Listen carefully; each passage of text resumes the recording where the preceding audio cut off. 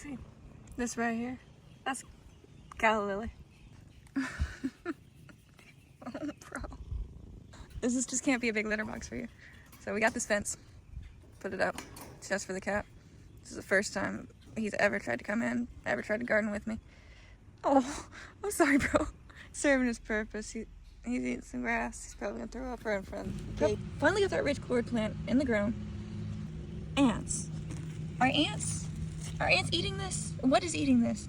This is my ridgegourd. And ridgegourd is part of the squash family. That's why its leaves, even its starter leaves, look so much like this big squash right here. This is the second plant that I have not companion planted, and it's getting tore up, just like the potatoes. Going to eat the grass and throw up by the garden bed because he's an asshole, and then he's gonna fucking play with potatoes. So a plant that hasn't been companion planted. This is also a plant that was not companion planted. It was my potatoes, and they're getting tore up. The cilantro companion plant isn't really helping the situation. I think maybe marigolds, or I may have to break out the chemical pesticides because they are still getting eaten. Got that drip system going on. You guessed it, the strawberries. Okay, so I'm super excited. This strawberry plant started putting out 1 flower, and then started putting out 2 flowers, now 3, now 4. It looks like there's 5, 6 flowers. Oh my god, I didn't even see those. 7, 8, 9. Was that 10? I don't know. It's a lot of flowers. I do know it's still only 1 single strawberry plant. We haven't put any shoots out, but this is the most flowers that I've seen on the plant so far.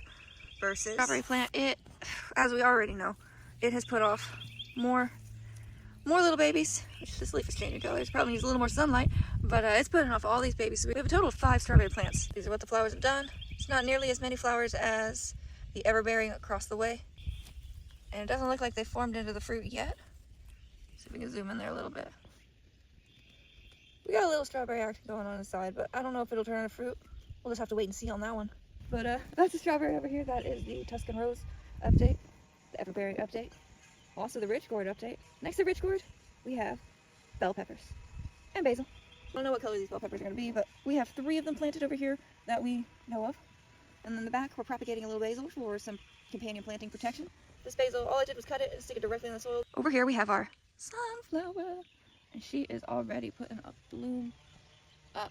We're trying to, like I'm trying to focus this camera onto it. God dang. But there is our sunflower head.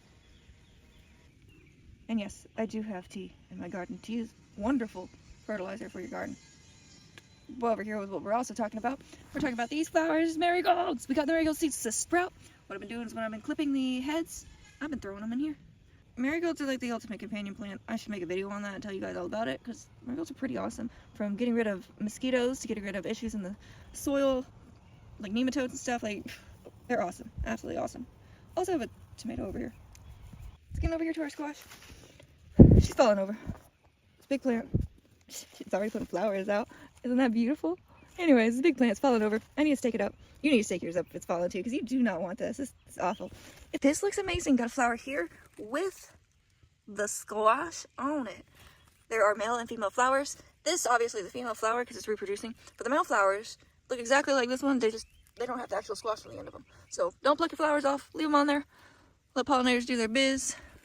And also don't buy a big bag of onions even if they're on sale. And if you have a tiny garden like I do, do not buy 100 bulbs. Don't. Shoot, don't even buy 50 bulbs. I think 50 is too much. We got outside of the garden. That's still onions. Still onions.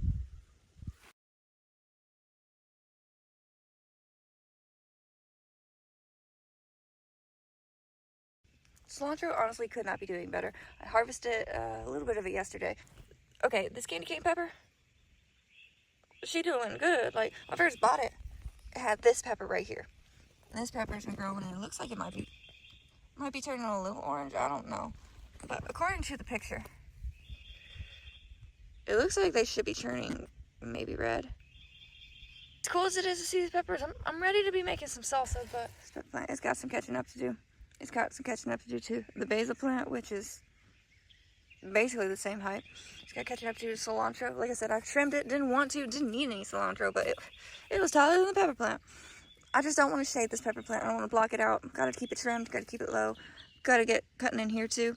When you come in here to harvest your basil, make sure you just cut this kind of stem. You want to have these leaves underneath, because right here and right here around this stem where those leaves are coming off, it's going to branch out 2 more stems, so like just like this one you just cut off.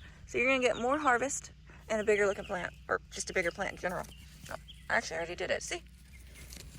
This leaf down here looked like this leaf up here. There's 2 little new growth points coming off. I cut it, and then both of those growth points grew up into 2 brand new growth points that I'm trying to teach you how to cut now. But cool thing behind this basil, if we push it over, we got this tomato plant, right? This tomato plant is a clipping from this big one right next to me. So it's gonna be an exact clone. It's been here for, I don't know how long it's been here. It's been here for a few days. I don't think it's been a week yet, but it's still green. It's standing on its own, and it looks really good. Versus around this big mama. This one, planted at the exact same time, from the exact same plant. It is standing up now. It didn't have as much energy to stand up on its own before, so yeah, I didn't think it was gonna make it. But we just stuck it right in the ground, and it's doing all right. Now this one I will check out, and given enough time, it will put up roots, or enough time and water. You got to keep this thing watered. And the egg tray with the bell peppers and the tomatoes and other little flowers and stuff I had going. This tomato plant is one of them. I believe it is a cherry tomato. We got one right here. We got that clone right there. But then we have what I believe is another cherry tomato. All right, back to this tomato. I'm standing straight up, looking straight down. This is a big, it stretches all the way over to the pepper plant. We got a sap right here. Just gotta snap that shit off. Now this, you could probably replant this one, but I'm not. Anyways, we're gonna come out here. We're gonna look at these flowers. We're gonna look at these flowers. We're gonna look at these flowers. And I think there's another spot of flower. Yep, there's some flowers in here. There's flowers all over this thing. I'm excited. We finally got some tomatoes. Salsa garden is coming together. We got too much cilantro, not enough tomatoes, no peppers. I already showed you the sad story with the potatoes. I already showed you the onions. Over here we got the callalilies, propagating tomatoes. We have a houseplant, blueberries. We got a bug catcher, and then this is just for the red wasp that pop up in the greenhouse. The greenhouse is pretty much being used as a shed now. One of the last trays. Obviously it's a little empty, but that's good, that's good. It's all the onions left in this tray. It looks like it's just bell peppers left in this tray, and then 1 ridgegourd plant. I scored at Walmart. This was only $20, so I picked this thing up. I'm excited to have this. Got my dad a matching one. He absolutely loves it. So got squash and onions here. Tomatoes. 1, 2, 3, 4, 5, 6. Way too many in this planter. Whatever. And then over here we got bell peppers. The last of the garden trays that we have to find something to do with, get rid of. I don't have the heart to throw away, but it's these onions. Like I said, don't buy 100 bulbs of onions. If you just have a tiny garden like I do, just don't do it. Don't do it.